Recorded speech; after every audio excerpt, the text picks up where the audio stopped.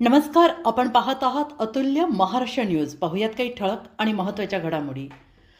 बंगळुरात MD ट्रकच्या 3 अवैध फॅक्टऱ्या उद्ध्वस्त. 55,88,00,000चा मुद्देमाल जप्त.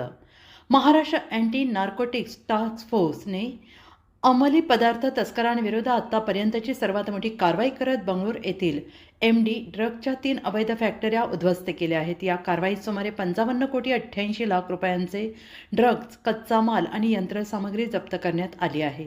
नवी मुंबईतील वाशी येथे 21 डिसेंबर रोजी तस्कराला अटक केल्यानंतर तपासातून बंगळुरूमधील गुप्त फॅक्टऱ्यांचा पर्दाफाश झाला.